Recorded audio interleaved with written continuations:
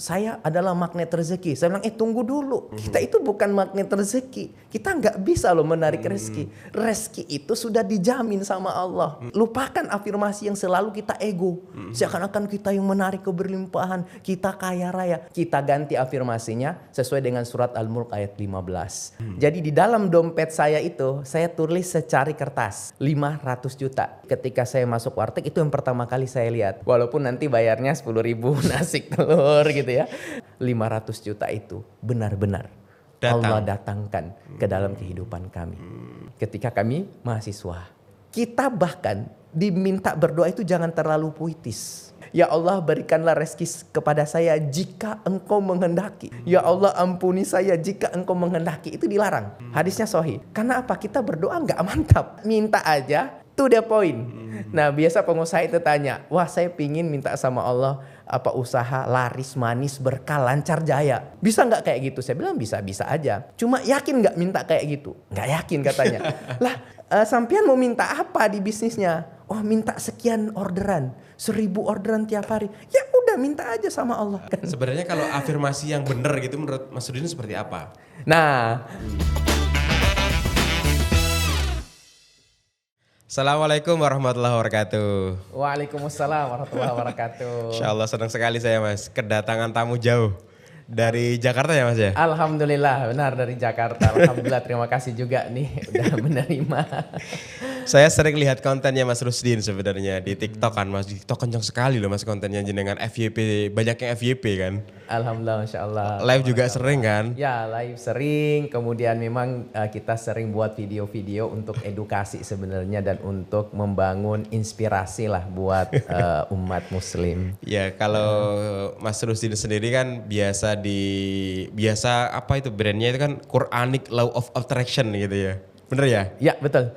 Quranic Law of Attraction. Bukunya sendiri tadi saya lihat catatan terjual dari lebih dari 1 juta 1 juta eksemplar. 1 juta plus eksemplar. Masya Allah. Tabarakallah. Nah kalau sebenarnya Mas Rusdin sendiri itu backgroundnya apa sebenarnya? Ya jadi dulu saat Habibie buat sekolah. Jadi itu di Indonesia itu ada 2. Itu Insan Cendekia. Jadi saya kalau bisa dibilang itu angkatan awal percobaan gitu ya. Jadi sebuah misi dari almarhum B.J. Habibie itu bagaimana anak-anak ini ya generasi waktu itu adalah bukan cuma memiliki pemahaman agama yang baik, tapi juga pemahaman teknologi. Jadi berawal dari sanalah saya mendalami. Namanya Insan Cendekia. Insan Cendekia. Iya, jadi sekarang udah tersebar di mana-mana. Ada di Serpong, ada di Gorontalo dan beberapa Dulu area. di mana awalnya? Di Gorontalo. Gorontalo. Saya masuk yang di Gorontalo itu hanya 2 sekolah ya waktu itu di Serpong dan di Gorontalo sebagai mungkin dibilang sebagai pilot project dari almarhum B.J. Habibie saat itu. Nah dari awal itu belajarlah ilmu agama, belajarlah ilmu sains. Nah kemudian ya karena kan ini pondok ya, Islamic boarding school lah ya. Kita belajar di sana tentang apa ya tafsir gitu ya. Kemudian tentang Al-Quran, tentang fikih, macam-macam lah. Ya pada pesantren pada umumnya. Ditambah dengan ilmu pengetahuan dan teknologi seperti itu. Nah setelah lulus dari sana, qadarullah saya diterima di Sekolah Tinggi Ilmu Statistik. Jadi udah angka-angka, udah riset ya. Setelah itu saya, karena itu kan sekolah kedinasan ya.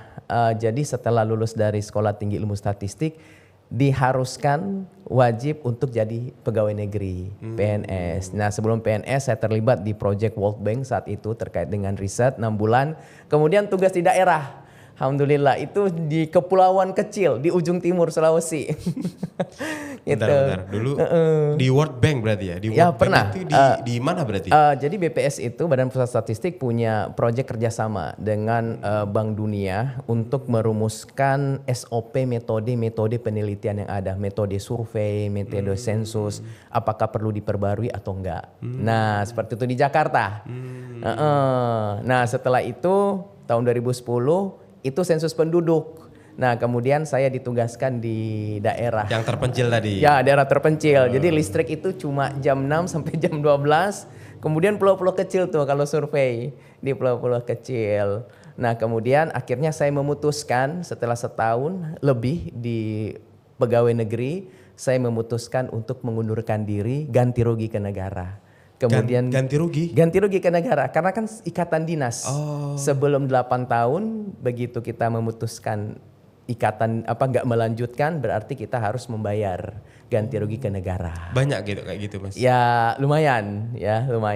Kemudian saya ke Jakarta. Nah di Jakarta saya mulai perjalanan perjalanan karir dan usaha, sebenarnya seperti itu. Tapi untuk menulis buku Quranic Law of Attraction ini sebenarnya semenjak saya mahasiswa, yaitu di tahun 2007, 2008 di sanalah saya menulis buku Quranic Law of Attraction ini. Siap. Sebelum itu Mas, apa dasar Masnya untuk kok bisa nulis gitu di tahun 2007 2008 itu apa? Ya. Inginnya, kegelisahannya apa gitu. Jadi sewaktu itu ada satu buku yang namanya buku The Secret karya Rhonda Byrne, itu diterjemahkan lah di Indonesia sama Gramedia. Nah di sanalah saya tertarik nih mempelajari apa sih konsep The Secret dan Law of Attraction itu. Saya baca-baca dan seterusnya. Oh ternyata ini bisa jadi karena waktu itu kan bestseller bukunya ya, dan sangat bestseller di mana-mana, rame di mana-mana, videonya beredar. Iya, beredar. Termasuk saya yang mengkonsumsi.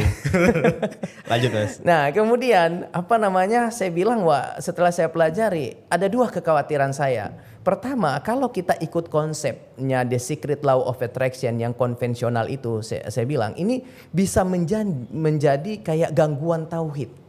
Oke, betul. Kepada umat saat itu. Karena bisa jadi kalau kan bunyinya kan kalau kita berpikir yang baik, berperasaan yang baik, maka universe mereka sebut atau alam semesta akan merespon apa yang ada di dalam pikiran dan perasaan kita. Nah, jangan-jangan ini kan bisa mengganggu nilai-nilai tauhid kita. Jangan-jangan bisa jadi kita menuhankan pikiran kita, menuhankan alam semesta. Di sanalah saya gelisah.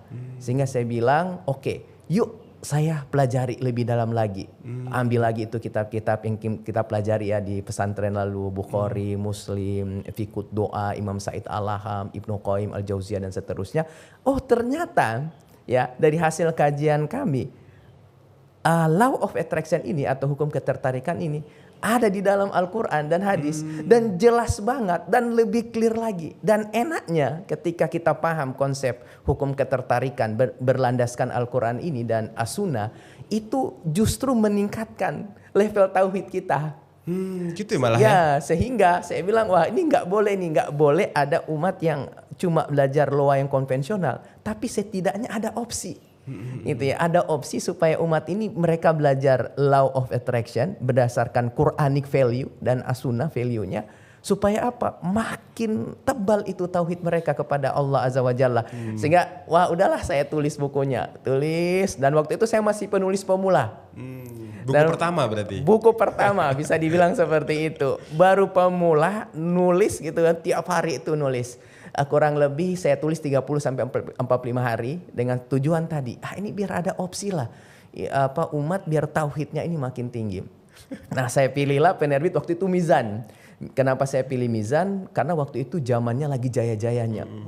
Distribusinya di mana-mana. Dan dia bisa berkompetisi dengan Gramedia di saat itu. Tapi mau masuk ke sana susahnya minta ampun. Oh gitu ya.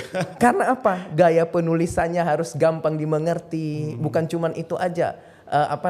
Bahasanya nggak menggurui, itu dicek sama penerbit Mizan sampai ada nggak dasar berpikirnya, ada nggak Al-Qur'annya, logik nggak, al-hadisnya ada nggak sampai ke sana. Tapi saya yakin ketika kita punya tadi ya niat yang lurus ya, ingin agar umat ini bisa punya opsi dalam belajar hukum ketertarikan, saya yakin pasti dibukakan sama Allah pintu-pintu kemudahan.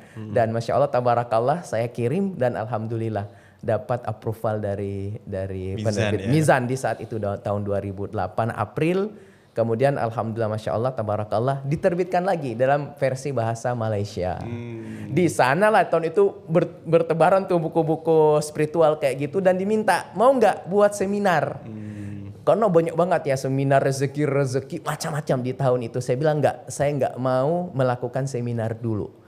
Karena ini saya harus praktekkan dulu gitu apa yang saya tulis. Baru saya mau seminarkan. Dan baru seminar tahun 2023 gitu ya. Saya bilang ini baru yang sudah kami praktekkan, apa yang kami tulis mungkin bisa lebih ada semacam proven metodenya gitu. Siap, wih mantap sekali Mas, sampai merinding aku. Nah gini, sebelum aku mau kasih sebuah cerita dulu. Dulu saya pernah menginterview seorang yang bagus menurut saya, pengusaha di daerah Bandung. Dia juga sangat sangat belief gitu ya, sangat belief, dia sangat menerapkan juga law of attraction yang konvensional tapi juga udah kerasa begitu ya. Jadi karena dia juga dulunya nothing menjadi seorang yang luar biasa dari ilmu yang dia praktekkan itu. Namun kemudian ketika mau publish biasanya kan kita kasih solder dulu Mas videonya. Mas, Pak ini videonya udah jadi. Barangkali ada dikoreksi silahkan. Ternyata dia juga sodorkan ke gurunya beliau gitu ya. Beliau juga seorang yang religius begitu. Dia bilang, Mas mohon maaf ya. Kemarin saya sangat benar-benar menggebu-gebu menceritakan ini bukan Quranic Law of Attraction, tapi kata guru saya ini ilmu sesat Mas. Ilmu sesat Mas, ini nggak boleh Mas, jadi tolong di-cut Mas. Jadi beliau sampai intinya benar-benar niat gitu untuk meng-cut itu, dan kita memang nggak apa-apa kalau memang ada statement yang kemudian direvisi berbahaya ya udah di-cut aja, kita cut. Tapi saya juga karena saya juga basicnya tidak tidak sepeka itu. Jadi ya menganggap law of attraction ya bukan hal yang mengganggu. Saya memahami law of attraction-nya ya udah ketika kita fokus di sesuatu maka ya kita hanya fokus di situ, dan otomatis filter kita akan mengabaikan yang lain dan hanya fokus di situ. Sehingga otomatis hal-hal yang seperti itu akan mendekatkan gitu kalau saya. Nah, saya ingin pemahamannya Mas Rusdin ini seperti apa? Kalau Quranic Law of Attraction itu seperti apa yang sudah dibenarkan gitu ya? Oke, silakan. Jadi di Al-Quran itu memang kita mengakui banyak ayat-ayat yang menyatakan bahwa alam semesta ini itu memang bertasbih. Alam semesta ini dia nggak diam, dia selalu berzikir dan bertasbih kepada Allah. Oleh sebab itu di pemahaman dari Quranic Law of Attraction, ketika kita berpikir yang baik-baik, kita berprasangka baik, itu bukan ke alam semesta. Tapi kita berpikir baik-baik dan berprasangka baik itu kepada Allah. Kepada Allah, sehingga apa? Allah yang akan menggerakkan alam semesta ini untuk mendukung kesuksesan dan kebahagiaan kita. Ketika Nabi Ibrahim alaihissalam itu mau dimasukkan ke dalam api, itu kan dia berprasangka baik sama Allah. Hasbunallah wa ni'mal wakil. Kemudian Allah nggak bilang sama Ibrahim, tapi Allah bicara sama api. Wahai api, jadilah engkau dingin dan jadi keselamatan bagi Ibrahim alaihissalam. Jadi konsep dari Quranic Law of Attraction berarti ketika kita berprasangka baik, itu kita berprasangka baik kepada Allah. Kita berpikir positif kepada Allah. Dengan begitu Allah menggerakkan alam semesta ini untuk mendukung kesuksesan dan kebahagiaan kita. Kan banyak banget ya kita, saya pingin jual rumah misalnya. Tiba-tiba kan ada orang yang datang, kita nggak ngerti nih, belum pernah kenal, banyak kejadian kayak gitu ya. Tiba-tiba nggak nawar langsung deal. Atau misalnya kita pingin banget nih rindu sama seseorang nan jauh di sana. Tiba-tiba besok dia telepon duluan. Atau pingin deh makan nasi kuning. Tiba-tiba ada datang gitu ya. Dan yang menggerakkan itu kan adalah Allah Azza wa Jalla. Nah sehingga apa? Saya selalu bilang bahwa ketika kita berprasangka baik kepada Allah, Allah sesuai dengan prasangka hambanya, gitu ya. Apapun masalah kita, kalau kita lagi happy, kan enak banget nih kita berprasangka baik, berpikir positif, berperasaan positif kepada Allah. Tapi kalau lagi nggak baik-baik, itu kan agak susah kan. Nah sehingga kita punya metode-metodenya, sehingga kita akan selalu berprasangka baik sama Allah. Dan saya sering katakan di konsep Quranic Law of Attraction, apapun masalah kita, apapun problem kita, di titik terendah dalam hidup kita, ujung-ujungnya pasti Allah tolong. Gak ada ceritanya Allah gak tolong, gak ada. Ya, pasti Allah tolong. Ya, Nabi Yusuf alaihissalam itu kan ceritanya luar biasa ujiannya ya. Dimasukkan ke dalam sumur. Sama siapa? Sama saudara sendiri. Ada nggak kita dijermusin ke sumur sama saudara sendiri? Kayaknya jarang ya. Jarang. Ini sama saudara sendiri. Nggak di situ aja, pernah jadi budak, pernah difitnah lagi beliau. Tapi ujung-ujungnya Allah tolong kok. Dan kadang-kadang nggak masuk logika kan. Allah tiupkan mimpi kepada Raja Mesir saat itu. Dan dengan mimpi itulah atas izin Allah, Nabi Yusuf alaihissalam bisa mentafsirkan mimpi itu. Naik lagi derajatnya. Dan banyak banget ya kisah-kisah fakta. Kalau saya menyebutnya bukan kisah, tapi fakta di dalam Al-Quran gitu ya. Banyak banget. Ujung-ujungnya pasti Allah tolong kita. Tapi ada satu syaratnya. Syaratnya adalah kita harus yakin dengan selalu berprasangka baik kepada Allah. Disinilah konsep Quranic Law of Attraction bekerja.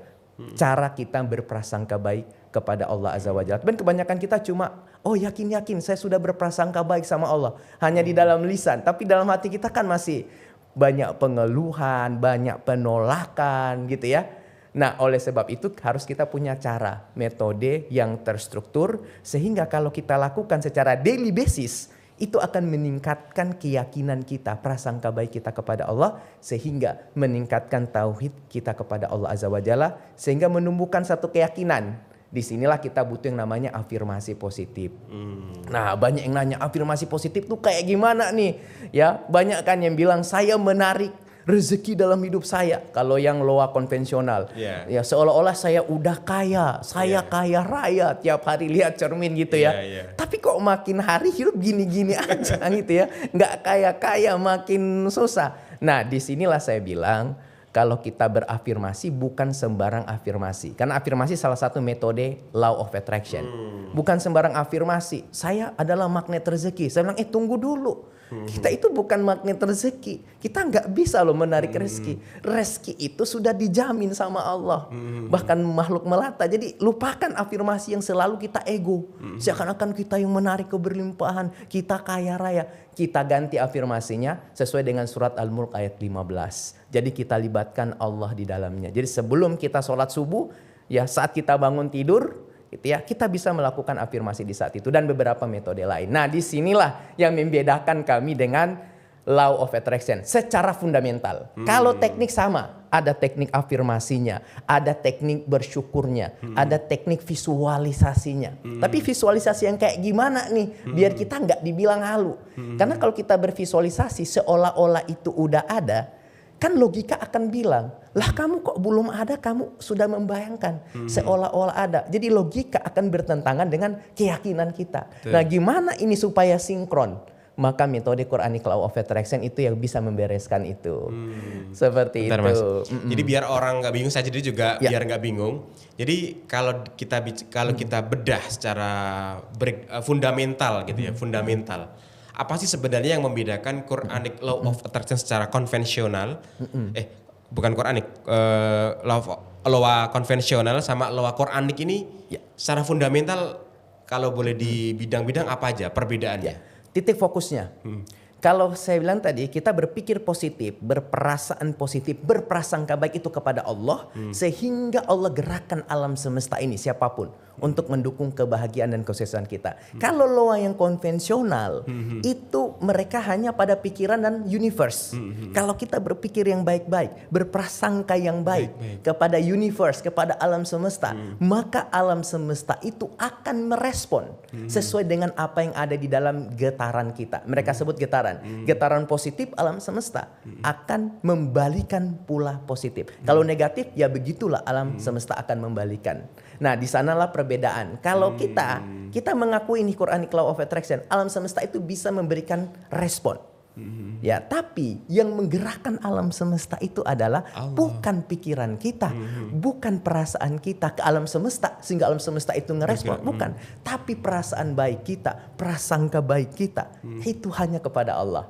Sehingga nanti Allah lah yang menggerakkan tuh alam semesta. Karena alam semesta ini kan tunduk sunatullah. Hukum gravitasi, hukum energi hanya bisa, energi nggak dapat kita musnahkan. Dia hanya berpindah dari satu bentuk ke bentuk yang lain. Yang ngatur itu kan semua adalah Allah Azza wa Jalla. Allah buat ini sunatullah.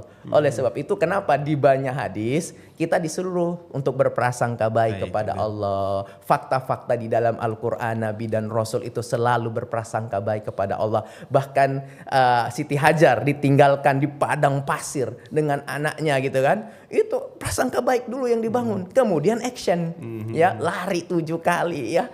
Tapi terus berprasangka baik, pasti Allah bantu, pasti Allah mudahkan. Dan gak disangka-sangka air Zam-Zam yang saat ini kan hasil dari prasangka baik kita kepada Allah Azza wa Jalla. Di sana titik fokusnya, fundamentalnya. I see. Yang kedua tujuannya berbeda. Kalau yang paham Quranic Law of Attraction ini, maka ketika impiannya tercapai, Ketika visinya tercapai, tujuannya tercapai, maka itu akan memberikan impact buat orang lain. Bukan untuk diri dia sendiri. Jadi dia nggak gampang flexing, nggak gampang tunjukkan kekayaan dia, nggak. Tapi kalau yang luar biasa, karena bertitik berat pada pikiran, perasaan, alam semesta, sehingga tujuannya kebanyakan 80% hanya untuk diri dia sendiri. Flexing di mana-mana, buat ini, wah ini itu dan seterusnya, memperlihatkan kekayaannya di hadapan orang banyak biar dapat pengakuan. Masih egosentris. Nah, dua itu yang membedakan di dalam konsep law of attraction tadi dengan Quranic law of attraction. Wih, mantap. Jadi ibaratnya dulu fokusnya hanya di alam semesta, dinaikkan ke pencipta alam semesta. Betul. Dan tujuannya ketika sudah dinaikkan, pasti tujuannya akan berbeda gitu ya. Wih, mantap. Nah, saya penasaran sih. Jadi ketika di 2008 bikin buku Law of Attraction, Quranic Law of Attraction itu di 2008, kemudian butuh pembuktian kan, proven method bahasanya Mas Rusdin. Kemudian di tahun 2023 baru melakukan seminar dan lain sebagainya, padahal banyak yang minta sebelumnya. Nah, proven method apa yang Mas Rusdin dapatkan di tahun itu? Nah, ketika dalam proses sebelum menulis buku Quranic Law of Attraction ini atau sebelum mengenal LOA ini, sebenarnya itu sudah saya lakukan ketika mahasiswa. Jadi di dalam dompet saya itu saya tulis secari kertas 500 juta di tahun 2007 saat itu. Jadi ketika mau masuk warteg, yang pertama kali saya lihat di dalam dompet saya itu 500 juta tulisan ya di kertas. Bentuk tulisan berarti ya? Iya, bentuk tulisan di dalam kertas. Jadi ketika saya masuk warteg itu yang pertama kali saya lihat. Walaupun nanti bayarnya 10.000 nasi telur gitu ya. Tapi apa? Itu membangun konsep di saya bahwa tidak ada yang mustahil di sisi Allah. 500 juta ini mudah bagi Allah. Mengatur siang dan malam aja mudah bagi Allah. Apalagi cuma yang remeh-temeh ini 500 juta. Artinya apa? Ini membangun syukur saya dong. Vibrasi saya, kesyukuran saya, harapan kepada Allah, prasangka baik kepada Allah. Ya. Nah, kebanyakan kita mungkin, waduh, buka dompet cuma 5.000, 10.000, udah ngeluh duluan. Iya, betul. Ini nggak cukup nih, susah cari uang susah nih untuk diperoleh dan seterusnya. Akhirnya membangun konsep tadi, ya di belief system kita negatif tadi, vibrasinya negatif, prasangka buruk kita kepada Allah. Padahal Allah menjamin rezeki kita. Nah, oleh sebab itu saya pakai metode itu dan alhamdulillah 500 juta itu benar-benar Allah datangkan ke dalam kehidupan kami. Ketika kami mahasiswa. Oke. Itu masih mahasiswa ya? Ya, alhamdulillah. Betul. Masya Allah, tabarakallah. Masya Allah. Ya, itu apa jalan yang dibentukkan Allah untuk Mas Rudin bisa dapat 500 juta itu? Jadi salah satu jalannya adalah melalui, karena saya ini kan waktu mahasiswa itu kan jauh dari orang tua di Sulawesi. Dan bukan dari keluarga memang yang berada. Ya dari ekonomi saat itu, ekonomi lemah ya. Jadi kalau mau masuk itu dapat beasiswa harus ke kecamatan, kelurahan. Dulu itu buat tanda tangan gitu ya. Nah, tapi satu konsep saya adalah karena memang saya banyak baca waktu di SMA itu karena buku-bukunya banyak. Itu saya banyak baca buku-buku self development yang banyak terjemahan.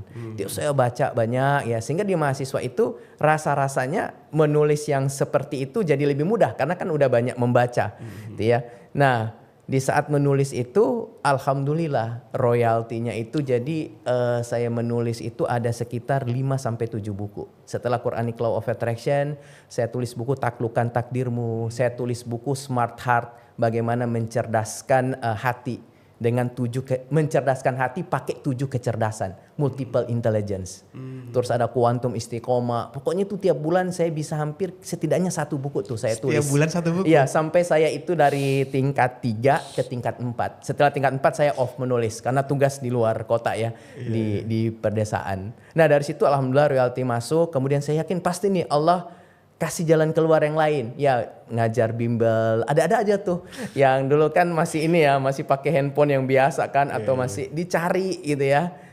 Kemudian telepon, bisa nggak ajar bimbel? Akhirnya saya dapat beberapa yang ngajar bimbel. Bahkan pernah ada anak autis yang saya ajarin untuk bimbingan belajar ya, seperti itu di Jakarta. Dan alhamdulillah dari sana ya Masya Allah, Allah datangkan rezeki yang Alhamdulillah cukuplah gitu ya. Padahal waktu nulis 500 juta di dompet, di cari kertas yang dimasukkan di dompet itu, Mas Rusdi belum nulis waktu itu berarti ya? Baru proses untuk menulis buku kan di 2007 belum nulis, baru ngajar-ngajar. Dan nggak kepikiran juga nanti rezekinya dari sini gitu ya? Nggak akan kepikiran. Ya, tapi kan fokus saya adalah 500 juta ini mudah bagi Allah. Sehingga ketika ke warteg gitu ya, walaupun di dompet cuma 5.000 10.000, tapi kita harus hijack ya pikiran kita, perasaan kita, keyakinan kita, prasangka baik lagi kita bangun. Allah pasti bantu. Ya walaupun di saat itu kalau sekolah kedinasan ada uang saku. Tapi uang saku itu nggak tiap bulan. Ya harus dirapel dulu tuh. Ya 3 bulan. Ya kalau on time kan. Jadi ya harus ini ya berusaha ikhtiar. Tapi ketika berikhtiar harus di konsep, di mindset kita harus yakin dulu. Ya bahwa Allah pasti bantu, Allah pasti mudahkan. Nah gimana biar itu selalu tumbuh? Berarti kan kita perlu metode dong, gitu ya. Salah satu metode visualisasi tadi, scripting tadi ya, 500 juta tadi. Itu yang saya pakai. Dan alhamdulillah sampai sekarang saya pakai beberapa metode, berkembanglah metode visualisasi, metode afirmasi dan seterusnya. Itu yang jadi perjalanan. Dan saya juga dulu pernah ya, jadi di swasta, ya kerja di swasta. Kemudian saya bilang, pingin bangun usaha sendiri, biar lebih banyak buka lapangan pekerjaan. Dan alhamdulillah Allah mudahkan untuk bisa bangun usaha sendiri. Jadi ketika kita berprasangka baik kepada Allah, tapi bukan berarti nggak ada ujian. Ya, bukan berarti wah itu smooth gitu ya, kayak seperti garis lurus ke tujuan enggak ya. Dia ya berkelok-kelok, bahkan mungkin semberaut gitu ya, baru dia sampai ke harapan dan vision kita. Tapi kalau kita terus membangun di konsep Quranic Law of Attraction, mindsetnya, keyakinannya, insya Allah lambat laun, insya Allah sampai ke tujuan kita. Bahkan mungkin kalau tujuan kita nggak sampai, tujuan yang lebih baik. Sampai ke tujuan yang lebih baik. Justru lebih baik tujuannya. Insya Allah. Kan kadang-kadang kok saya udah punya harapan ini, udah berdoa dan seterusnya, kok nggak dapet nih. Ya gitu ya. Malah dapat yang lebih baik. Minta A malah dikasih A++. Insya Allah. Nah waktu itu kan artinya terbukti bahkan sebelum nulis buku Mas. Ya, jadi artinya dari cari uang, cari kertas 500 juta, kemudian terbukti bisa dapatnya dari alhamdulillah dari royalti buku.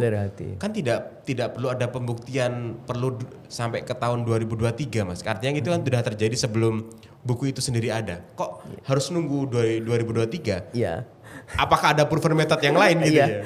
Karena saya merasa bahwa ini kan baru part kecil sebenarnya. Ada part besarnya berarti. Berarti kan kita butuh juga part-part yang lainnya. Ya nampaknya 1-2 tahun untuk proven method itu saya pikir belum, walaupun secara empiris bisa ya, secara penelitian dan seterusnya mungkin bisa, tapi saya pikir ya ini kita perlu waktu yang cukup panjang lah, setidaknya 10 tahun gitu ya, baru kami pingin ini sharing kepada orang lebih banyak. Dan ketika kami sharing memang kami jelaskan juga fundamental tadi, misalnya Law of Attraction itu kayak gimana sih? Itu apakah hasil pikiran doang atau ada backstory-nya itu kayak gimana? Itu kami jelaskan. Jadi law ini kan hasil dari penelitian dari Rhonda Byrne dan kawan-kawannya itu. Mereka sebenarnya pingin memecahkan cuma satu pertanyaan.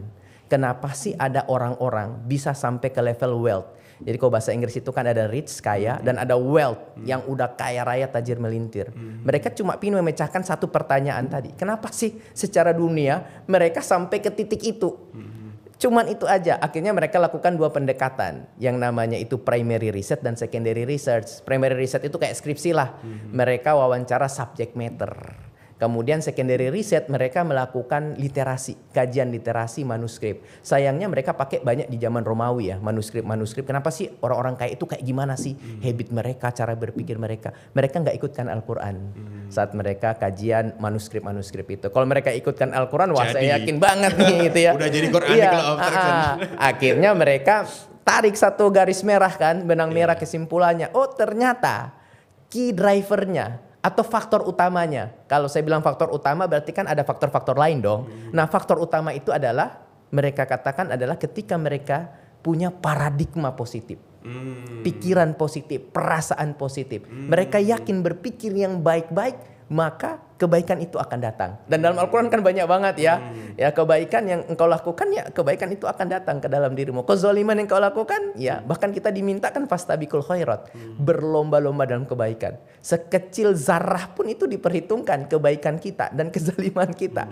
Seperti itu. Nah, akhirnya jadilah kesimpulan itu mereka sebut sebagai hukum ketertarikan atau law of attraction based on dari riset tadi ya. Dan ketika mereka riset, bukan cuma pengusaha yang mereka wawancara. Karena orang kaya kan bukan cuma pengusaha. Kaya itu kan bisa dari berbagai macam kalangan. Nah, enaknya sangat variatif. Ada pengusaha, ada dokter, ada hakim, kaum profesional. Sebelum mereka narik nih kesimpulan terkait dengan hukum ketertarikan. Ya, jadi saya pikir ya saya butuh pengalaman yang panjang juga nih ya untuk bisa membawa ini ke level yang lebih dalam lagi, seperti menyampaikan ke publik dan seterusnya. Kalau dari 2008 sampai sekarang di 2025 Mas, hal apa yang menurut Mas Rudi itu paling menakjubkan dari Quranic Law of Attraction yang Mas Rusdin terapkan sendiri, atau mungkin yang Mas Rusdin ketahui dari peserta-peserta? Yang paling wah gitu loh, ada nggak? Ya, jadi yang paling simpel sebenarnya ketika saya ketemu klien, ini yang paling simpel dari yang paling simpel. Ketika kita deal dengan klien, kalau di awal-awal kita udah berpikir bahwa wah susah banget nih untuk deal, gak mungkin nih bisa deal project ini, wah susah nih project ini, itu gak kejadian. Tapi kalau kita udah membangun dari awal, itu ya gampang nih jalanin projectnya. Udah kita bayangin ini si klien pasti akan tersenyum nih, dia tanda tangan nih projectnya. Itu alhamdulillah dari project 400 jutaan, dari project 200 jutaan, bahkan ya kita sampai dapat beberapa series project itu jauh lebih mudah. Karena apa? Ya sebelum ketemu klien kita udah prasangka baik dulu sama Allah.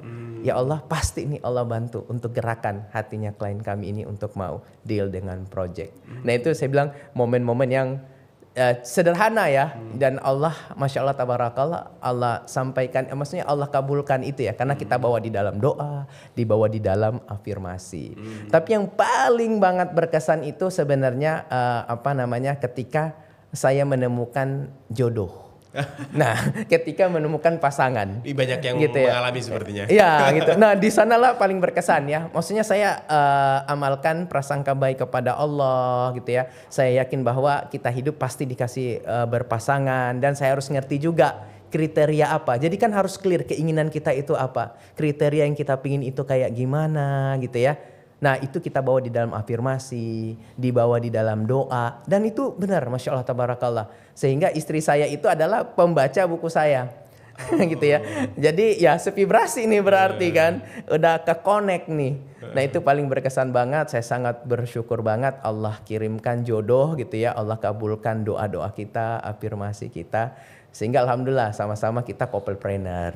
Karena memang pingin dapat istri yang bisa kita jalan sama-sama lah, couplepreneur. Dan alhamdulillah itu yang paling paling berkesan, menemukan pasangan hidup yang sevibrasi. Yang sevibrasi. Masya Allah. Nah, oke Mas, ya, jadi menurut saya juga buku bisa terjual dari 1 juta eksemplar itu, Masya Allah ya, sangat wow banget itu loh, sangat magic banget. Banyak banget Mas 1 juta itu. Nah maksudnya kok bisa mencapai di titik itu, seperti apa perjalanan buku itu sendiri Mas? Ya jadi di zaman Covid sewaktu itu saya punya bisnis to bisnis ya, consulting, bisnis consulting.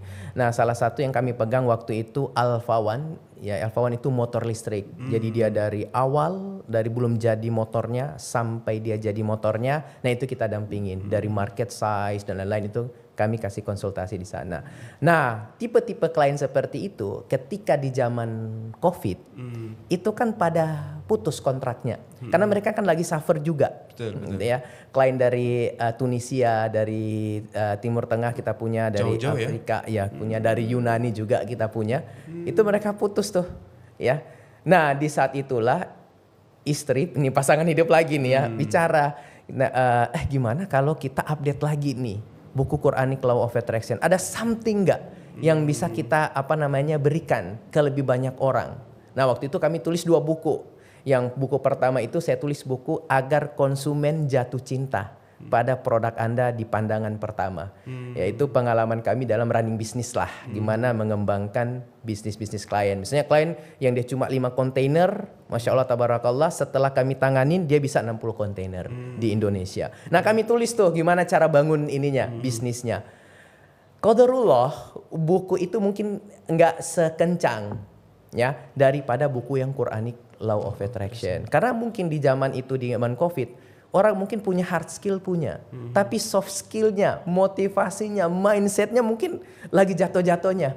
Nah sehingga momen itu saya masuk, ya kita update buku Quranic Law of Attraction, dan alhamdulillah Masya Allah banyak masyarakat banyak yang menerima buku kami. Kemudian muncullah TikTok, kita ada di TikTok. Kemudian tim saya bilang oke, kita di Facebook. Jadi tim-tim digital saya yang mengerjakan B2B karena nggak ada project, nggak bisa tuh mereka di kantor ruko tuh selalu didatangin tuh sama Satpol PP. Saya bilang udah kalian udah di kosan saya. Waktu itu saya punya kosan ada 5 kamar ya. Anak kosan udah pada cabut semua kan. Ya udah karyawan saya, rekan kerja saya, kalian kerja di sana deh. Jangan kemana-mana, di sana aja makan di situ, saya buatin ruang kantor di situ. Nah mereka jalanin tuh ya videonya dan seterusnya di metanya, di Facebook, di TikTok dan seterusnya. Nah akhirnya alhamdulillah tabarakallah ya itu terus berkembang, masuklah di TikTok Shop dan lain-lain. Kemudian akhirnya kita di ujung-ujungnya kita lakukan seminar. Itu pun seminar karena permintaan dari banyak pembaca gitu ya. Karena mungkin ada pembaca yang mungkin hanya baca buku dia bisa paham. Tapi ada juga pembaca selain dia baca buku, dia pingin juga experience lebih kan. Gimana sih ada di dalam mempraktekkan ini gimana. Mereka nggak cuma pingin baca, tapi betul ada step by stepnya. Alhamdulillah akhirnya ya bukunya alhamdulillah jadi bestseller ya, sempat nomor 1 juga ya di TikTok Shop dan seterusnya seperti itu. Ya, nah akhirnya saya nulis buku yang lain juga. Akhirnya muncullah divisi baru, namanya itu Innsbook Store. Nah Innsbook Store ini inspiration book. Ya, nah saya diprotes sama teman-teman saya. Nah mau buat buku, nulis buku, mau buat toko buku, saya bilang iya. Dia bilang Indonesia jangan. Jangan itu kamu daya baca orang Indonesia itu dikit katanya. Di ASEAN kalau ada data UNESCO atau badan internasional itu kita paling baca buku ya, paling rendah baca buku. Kalau baca HP mungkin paling tinggi gitu. Saya bilang enggak, saya bilang justru ini peluang bagi kita untuk improve daya baca umat dengan menyiapkan buku-buku yang relevan, buku-buku muslim motivasi. Sehingga kita buat satu campaign one book, one day, one inspiration book. Sebanyak sampai 365 hari. Cuma program itu belum kita rilis karena judul buku yang saya tulis baru belasan buku. Belum sampai 365 buku. Bulan ini nulis 3 buku lagi. Jadi begitu sampai 365 judul, mendekati 365 judul, kita akan on. Satu hari harus ada 1 buku yang dibedah secara online, secara live dan seterusnya, berbagai channel. Nggak ada liburnya gitu ya. Nah akhirnya ya muncullah yang namanya divisi buku kami. Akhirnya ya begitulah pertumbuhannya. Innsbook Store. Innsbook Store ya. Jadi kalau dulu diterbitkan orang lain, sekarang diterbitkan sendiri begitu. Betul, sudah diterbitkan. Termasuk sendiri. Juga Quranic Law of Attraction yang baru yang ada update itu juga udah sudah sendiri. Kita udah terbitkan dengan entitas penerbit kita sendiri. Karena hak ciptanya udah habis lama dari Mizan, udah balik lagi ke penulisnya. Masya Allah. Bagaimana caranya Mas bisa sangat produktif? Menurut saya sangat produktif sekali ya. Saya juga pernah ada keinginan Mas menulis buku, tapi sampai sekarang belum ada satu buku pun yang terwujud. Nah saya lihat Mas Rudin kok kayaknya mudah gitu. Nulis mudah, banyak buku yang kemudian bisa tertulis dari itu Mas Rudin semua kan yang nulis dari belasan buku itu? Iya, baru saya yang nulis. Kok bisa? Ya, saya terapkan Quranic Law of Attraction Method yang saya sebut sebagai soul writer. Menulis dengan jiwa. Wah, gimana itu? Ya, jadi gini, misalnya kalau kita nulis buku, kadang-kadang ada stuck ide. Betul. Ada stuck ide. Salah satu metodenya itu sebelum kita tidur malam, gitu ya, kita syukuri dulu berapapun halaman yang kita tulis. Dan kita harus kasih keyakinan di alam bawah sadar kita sebelum kita tidur. Kita bilang esok harinya pasti Allah kirimkan ide-ide terbaik. Pasti Allah bukakan ide-ide yang terbaik. Dan ketika saya lakukan itu terus, Masya Allah besok itu, wah ide itu mengalir luar biasa. Oleh sebab itu kemarin terakhir saya buat seminar Deso Writer. Karena saya pingin 365 judul ini, kalau bisa bukan saya aja, tapi ada juga penulis-penulis lain yang mau juga menulis. Jadi tekniknya kayak gitu. Sebelum nulis ada juga gimana kita menyiapkan diri kita sebelum kita menulis. Karena menulis itu saya yakin setiap kita pasti bisa menulis lah ya di ini. Tapi untuk menghidupkan ide, berarti kan kita harus pasrah sama Allah, prasangka baik kita kepada Allah, pakai metode visualisasi. Sebelum kita menulis di hadapan laptop, biasa kan kita buka laptop nulis nggak gerak-gerak gitu kan, masih halamannya kosong karena kita belum menulis di alam bawah sadar kita. Saya bilang nulis di dalam batin dulu. Jadi begitu buka laptop udah banyak ide dan nggak bisa kita stop malah. Gitu. Karena sebelum kita duduk kita udah membangun tadi visualisasinya ada, afirmasinya ada, sehingga motivasinya akan tinggi. Setiap kita habis sholat, habis berdoa, jadi nanti ada ilmunya juga ketika ilmu berdoanya. Ya, ini yang sering saya bilang. Kami kan mengkaji. Jadi di Loa itu ada yang namanya kekuatan meminta. Itu mereka selalu sebut. Minta, kamu harus minta. Di dalam Islam kita punya yang namanya doa. Ya, nah banyak kami kaji doa para nabi dan rasul. Itu mereka menggunakan kalimat langsung. Kalau bahasa Indonesia kan SPOK ya. Subjek, predikat, objek, keterangan. Tapi nabi dan rasul itu kalimat langsung. Jarang pakai semoga. Jarang pakai kata mudah-mudahan ketika mereka meminta kepada Allah. Jarang sekali. Ya langsung direct. Misalnya ya Rob, ya Rozak, itu memang perlu asma Allah ya. Langsung minta mudahkanlah, lapangkanlah, ya bukakanlah, ampunilah. Kalimat-kalimat yang langsung. Ada yang pakai semoga tapi jarang. Dari kajian kami di dalam Al-Quran, struktur, saya bicara struktur doanya ya. Doa itu macam-macam, permintaan Nabi dan Rasul itu macam-macam. Tapi strukturnya hampir mirip, sama. Menyebut asma Allah dan langsung minta. Ketika saya belajar NLP, Neuro Language Programming, merinding saya. Ternyata apa? Doa Nabi dan Rasul ini yang langsung minta kayak gitu, menunjukkan level keyakinan mereka sama Allah sangat tinggi. Imannya luar biasa gitu ya. Iya, dan bahkan saya bilang, di hadis yang sahih Bukhari itu, kita bahkan diminta berdoa itu jangan terlalu puitis. Jangan terlalu puitis. Misalnya, ya Allah berikanlah rezeki kepada saya jika engkau menghendaki. Ya Allah ampuni saya jika engkau menghendaki. Itu dilarang. Hadisnya sahih. Karena apa? Kita berdoa nggak mantap. Gitu. Kalau mau minta, minta aja. To the point. Nah biasa pengusaha itu tanya, wah saya pingin minta sama Allah apa usaha laris manis berkah lancar jaya. Bisa nggak kayak gitu? Saya bilang bisa aja. Cuma yakin nggak minta kayak gitu? Nggak yakin katanya. Lah sampean mau minta apa di bisnisnya? Oh minta sekian orderan, 1000 orderan tiap hari. Ya udah minta aja sama Allah. Ya Allah, sehingga kita punya yang namanya formula di dalam doa kita. Sama ketika kita menulis, dibawa di dalam doa. Ada formulanya. Ya Allah mudahkanlah saya untuk menulis buku motivasi Islam. Sebutkan alasannya apa? Ya, alasannya yang kita libatkan Allah. Dengan menulis ini bisa mencerahkan. Ya Allah berikan kemampuan saya menulis 2 buku di bulan ini. Jadi kita targetnya udah ada. Punya motivasi. Alasannya apa? Libatkan Allah. Dengan buku ini bisa menginspirasi lebih banyak orang lain. Bisa jadi jalan rezeki dari engkau ya Allah dan seterusnya. Baru kita lakukan manifesting. Nah ada metodenya lagi. Manifesting, visualisasi. Sehingga ketika kita berdoa, doa itu ada impact dalam diri kita. Setidaknya semangat kita gitu. Dan kita nggak mikir lagi itu mau dikabulkan hari ini, besok, lusa. Don't care. Karena kita yakin Allah pasti tolong kita di dalam doa-doa kita. Sehingga yang namanya ya pasang surut ya itu normal ya. Ada kadang kita semangat, ada kadang-kadang kita nggak semangat. Tapi kalau ada metode ini, setidaknya ketika kita nggak semangat, bisa cepat itu balik. Kita nggak butuh harus berhari-hari gitu ya. 1-2 jam balik lagi ke tracknya. Semangat lagi, nulis lagi. Bangun karirnya, bangun usahanya gitu ya. Usaha lagi nggak baik-baik aja, jatuh bangun. Oke, mungkin 1-2 jam kita ngerasain itu manusiawi.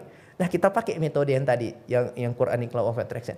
Bangkit lagi kita, ya semangat lagi kita. Bahkan dapat ide-ide yang nggak pernah kita pikirkan. Ya, dapat jalan keluar yang nggak pernah kita pikirkan. Karena kita prasangka baik sama Allah kan bagian dari takwa. bagian dari keyakinan dan bagian dari tauhid. Sehingga saya bilang kalau pagi-pagi melakukan afirmasi kita pakai surat Al-Mulk ayat 15. Di sana Allah katakan seperti ini, aku jadikan bumi ini mudah untukmu, maka jelajahilah. Aku jadikan bumi ini mudah untukmu dijelajahi, maka jelajahilah di segala penjuru. Jadi sebelum Allah minta kita jelajahi bumi ini, Allah udah kasih ikrar di depan, statement di depan, aku jadikan mudah kok. Itu. Jadi kalau kita tarik ke bisnis kita, ke bangun karir kita di kantor gitu ya, jangan belum apa-apa kita udah ngerasa susah. Wah, ini baru mau bangun bisnis udah di pikiran kita udah susah ini. Tapi kalau dia pakai afirmasi surat Al-Mulk ayat 15 ini, dia langsung yakin kalau Allah pasti bantu kok. Allah pasti bantu. Jadi sebelum dia ngembangin bisnis atau sedang proses ngembangin bisnis, udah yakin duluan dia, Allah pasti bantu kok, Allah pasti mudahkan. Sebenarnya kalau afirmasi yang benar gitu menurut Mas Rudin seperti apa? Nah, akhirnya kita pakai rumusan tadi. Jadi sebelum bangun tidur, kita ada rumusnya. Kita kan senang banget ya, rumusan-rumusan, formula-formula agar lebih gampang kita praktek. Gitu ya. Iya, jadi kita harus menyebutkan kalimat saya yakin Allah pasti mudahkan saya. Melunasi utang-utang saya, mendatangkan 1000 konsumen di dalam bisnis saya. Jadi Allah dulu, saya yakin Allah pasti bantu saya. Sebelum subuh, saat mau bangun tidur. Kenapa saat bangun tidur? Karena gelombang otak itu, yang logiknya itu belum 100%. Jadi cepat itu, logika kita nggak ngelawan keyakinan kita. Karena kan baru bangun ya, masih gelombang otaknya masih kayak gitu. Sehingga sangat mudah dia kita tanam di alam bawah sadar kita. Itu sangat mudah sehingga membentuk belief system kita, keyakinan itu diucapkan kita. berkali-kali begitu. Diucapkan berkali-kali. Ya, saya yakin Allah pasti mudahkan saya. Karena secara natural ketika kita bangun tidur, kemungkinan kita akan ingat-ingat masalah kita. Banyak banget tuh pasti pertanyaan-pertanyaannya. Utang saya gimana ya? Usaha nanti gimana? Gaji karyawan nanti gimana? Uang sekolah anak gimana? Biasa itu dulu yang muncul kan. Nah, itu kita replace. Kita ganti. Saya yakin Allah pasti mudahkan saya. Sebutkan keinginannya. Saya yakin Allah pasti tolong saya. Sebutkan keinginannya. Nah, dengan begini saya bilang itu sudah bernilai kebaikan sama Allah. Udah bernilai kebaikan. Karena apa? Ketika kita berikrar kayak gini, berarti kan kita udah memantapkan diri bahwa tidak ada yang bisa mudahkan kita, tidak ada yang bisa bantu kita kecuali atas izin dari Allah.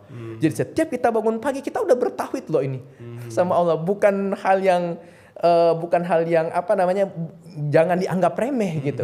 Bangun tidur kita udah bertauhid kepada Allah. Sehingga apa? Insya Allah hari selanjutnya akan enak tuh. Jangan sampai kita bangun tidur mulai itu emosi, marah-marah. Bisa jadi anak kita yang pergi sekolah hari-hari biasa aja, lancar-lancar aja. Tapi kita bangun pagi udah vibrasi negatif, pengeluhan. Tiba-tiba dia nangis. Tiba-tiba susah dia disuruh pergi sekolah gitu ya. Jangan-jangan ya, karena apa ya, vibrasi itu juga bisa memberikan impact kepada orang sekeliling kita. Siap. Nah, kemudian setelah afirmasi bener, katakanlah udah bener nih dari pagi udah afirmasi, itu dikatakan berapa kali berarti? Terserah, bebas, senyamannya aja. Senyamannya 1 kali, 2 kali gitu ya, 3 kali, senyamannya aja. Dijadikan wiritan gitu ya? Ya, cuma harus rutin. Kenapa rutin? Karena kita perlu memasukkan ke alam bawah sadar kita. Dan alam bawah sadar ini dia itu nggak ngerti dan dia nggak bisa memfilter. Mau baik atau negatif, mau nyata atau tidak nyata, itu diterima sama dia, tertanam menjadi belief system kita. Nah, di dalam hadis banyak banget bicara belief system. Misalnya apa? Kita itu dilahirkan dalam keadaan fitrah. Yang membuat kita itu Nasrani, Majusi, itu adalah lingkungan kita, keluarga kita gitu ya. Dan Rasulullah bilang kalau kita gaul sama tukang minyak wangi, kita dapat minyak wanginya lah, harumnya lah.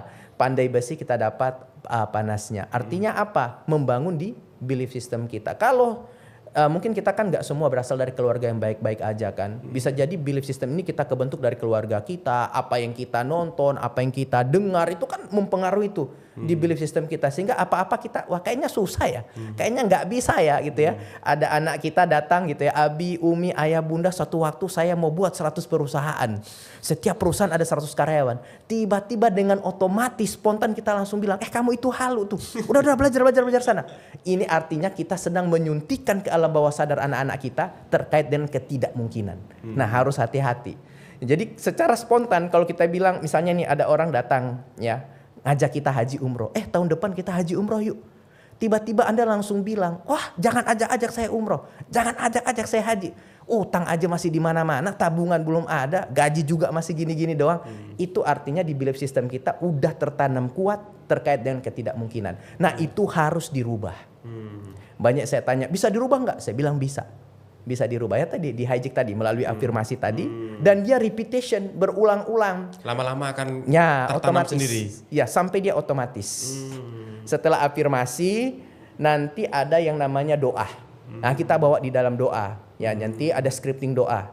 Nanti doa itu di scripting, ada metodenya formula 1, formula 2, formula 3, lakukan visualisasi, lakukan manifesting. Nah, nanti kalau diulang-ulang itu akan menancap tuh. Akan makin yakin kita. Dan kalau di malam harinya, saya sangat sarankan itu lakukan syukur. Apapun, sekecil apapun yang kita dapatin hari itu harus kita syukuri. Alhamdulillah hari ini udah bisa ngantar anak-anak saya ke sekolah. Gitu. Jadi saya kasih 2 formula syukurnya. Saya bilang, 1 kita syukuri aja, yang kedua kita kuatkan dengan doa. Misalnya nih, alhamdulillah hari ini saya udah ngantar anak-anak saya sekolah. Jadikanlah anak-anak kami anak yang soleh-soleha, bermanfaat buat agama, bangsa dan negara. Alhamdulillah hari ini udah bisa buatin suami sarapan, makan malam. Jadikanlah kami keluarga yang sakinah, mawaddah warahmah. Atau alhamdulillah hari ini dapat 10 orderan gitu ya. Pinginnya 1000 orderan. Alhamdulillah hari ini dapat 10 orderan. Saya yakin ya Allah, 10 orderan ini sebagai proses untuk menuju 1000 orderan setiap harinya. Jadi kita tidur dengan ini karena alam bawah sadar itu ketika kita tidur dia on. Nggak tidur dia on. Kayak misalnya ya saya bilang kalau bunda punya anak, biasa anaknya ditidurin ditidurin, setelah tidur bundanya kan tidur tuh. Tapi kalau anaknya gerak sedikit, batuk-batuk dikit, bundanya bisa langsung lompat. Karena apa? Alam bawah sadarnya itu nggak tidur. Dia on 24 jam. Ya, seperti itu. Jadi Masya Allah kalau teman-teman bisa lakukan di pagi hari, kemudian dibawa di dalam doa, kemudian dibawa di dalam syukur, insya Allah kemudahan itu datang ke dalam kehidupan kita. Apalagi kalau kita berdoa, doa itu udah masuk nih ke alam bawah sadar kita. Kan kita latihan doanya scripting. Setelah kita scripting, kita coba masukkan ke alam bawah sadar. Setelah udah masuk ke alam bawah sadar, ya nggak usah dibaca scriptingnya. Kita bisa baca doa kita di waktu-waktu mustajabnya doa. Di golden moment of doa. Atau di tempat-tempat mustajabnya doa. Kayak di depan Ka'bah dan seterusnya. Tapi harus kita uji. Udah masuk belum di alam bawah sadar kita? Cara ngujinya adalah ketika bangun tidur, kemudian saya tanya, doa kamu apa? Tiba-tiba spontan dia bisa ucapkan. Berarti itu sudah masuk ke alam bawah sadar. Tapi kalau dia bilang keinginan kamu apa? Doa kamu apa? Terus masih mikir apa ya? Dan kebanyakan gini. Kalau saya biasa ya ketemu dengan yang konsultasi, saya nanya keinginan kamu apa? Dia nggak ngerti, nggak bisa mengidentifikasi apa yang dia inginkan. Nah gimana mau memasukkan ke dalam alam bawah sadar kita? Seperti itu. Nah jadi seperti itu formulanya ya. Saya juga banyak insight banget. Nah kalau Mas, jadi kalau nih, kadang-kadang kalau kita sedang on itu kan bagus banget ya. Kita selalu dalam nih on the track gitu ya. Dari pagi kita udah afirmasi, udah doa-doa kita lantunkan, kemudian malam juga udah bersyukur. Tapi kadang-kadang ketika ujian datang atau kita tidak dalam posisi fit gitu, kan kadang-kadang kayak drop gitu ya Mas. Nah itu untuk bisa kembali, tadi juga dikatakan bisa kembali cepat 1 jam 2 jam itu seperti apa metodenya? Pakai duha efek saya sebut. Di dalam Quran Keluar kita sebut the duha efek. Duha efek ini kami ambil dari surat Ad-Duha. Dari asbabun nuzulnya surat Ad-Duha ini ketika Rasulullah di titik terendah kalau bisa dibilang. Karena wahyu gak datang-datang. Malaikat Jibril gak datang. Sampai Rasul di sekeliling orangnya Rasulullah itu udah mengatakan Tuhan kamu sudah melupakanmu. Ya, disitulah turunlah surat Ad-Duha. Nah di sanalah Rasulullah di reminder. Ya bahwa Allah tidak melupakanmu, kami tidak meninggalkanmu. Tapi yang menarik adalah kalau kita kan biasanya dilarang untuk mengingat masa lalu, benar nggak Mas ya? Wah, kamu jangan ingatkan masa lalu. Tetapi dalam surat Ad-Duha ini justru disuruh ingat masa lalu. Bukankah kamu dulu anak yatim, ya? Kemudian kami berikan petunjuk. Bukankah dulu kamu nggak punya apa-apa? Kemudian kami kasih kecukupan. Artinya ketika kita lagi di titik terendah, lagi nggak on, lagi nggak baik-baik aja, kita bisa mengingat momen masa lalu. Tapi yang kita ingat itu adalah momen-momen yang lagi enak-enak. Momen-momen yang kita ditorong sama Allah. Momen-momen usaha kita lagi bagus-bagusnya. Sehingga apa? Kesyukuran itu hadir. Ya, kesyukuran itu hadir. Alhamdulillah ya Allah. Terima kasih banyak ya Allah. Dengan begitu kita kan minta ampun sama Allah. Beristighfar sama Allah. Bahwa kita nggak boleh kita bilang seandainya dulu saya nggak gini. Seandainya dulu saya nggak buka usaha ini di tempat ini. Wah kayaknya saya nggak kayak gini. Nggak boleh. Jadi kita harus ingat momen yang happy-happy masa lalu. Timbul perasaan syukur kita. Timbul perasaan kita istighfar, minta ampun. Karena gini, Nabi Yunus alaihissalam itu kan mau lari dari realita. Dia hopeless banget. Udah dakwah sama umatnya tapi dicuekin.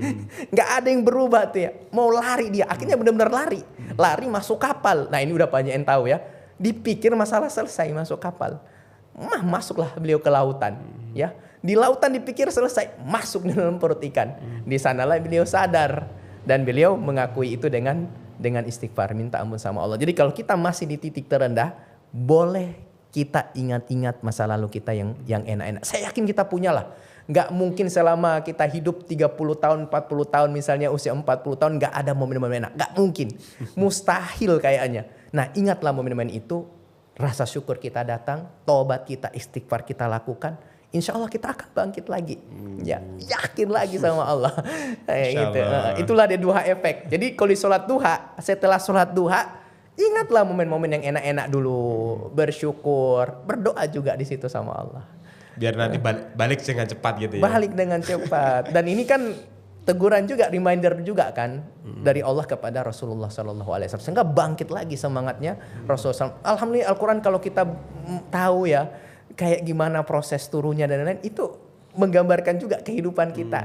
Gitu. Saya dibilang udah punya konsep Quranic Law of Attraction bukan berarti nggak ada ujian. Ya nggak kayak gitu. Ya banyak juga ujian sama gitu.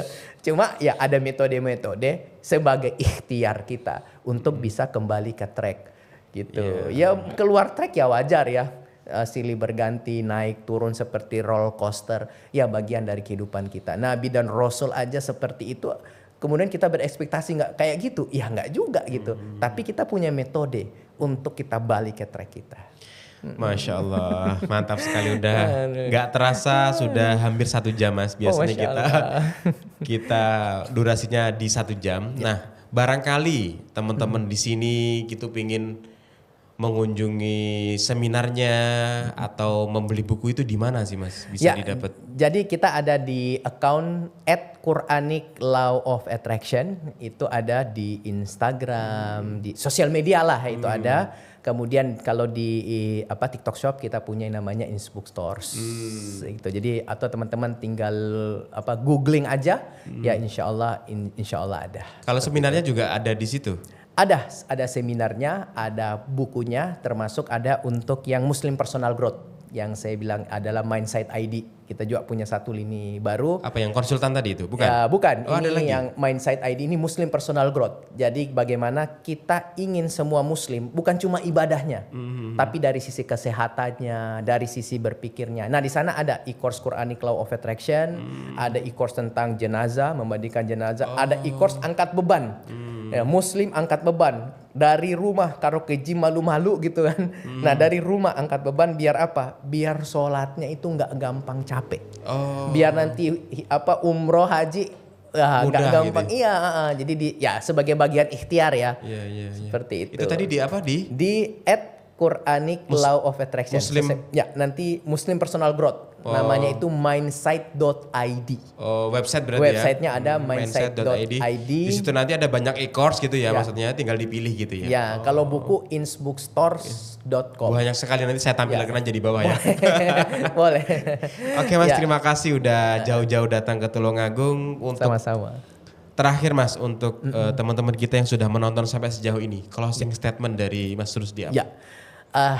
Di titik terendah dalam hidup kita, teman-teman lagi nggak baik-baik aja, maka yakin, teman-teman harus yakin, ujung-ujungnya Allah pasti tolong kita, ujung-ujungnya Allah pasti mudahkan kita. Syaratnya adalah yakin dengan terus berprasangka baik kita kepada Allah Azza wa Jalla. Insya Allah Allah gerakan alam semesta ini untuk mendukung kesuksesan dan kebahagiaan teman-teman. Amin.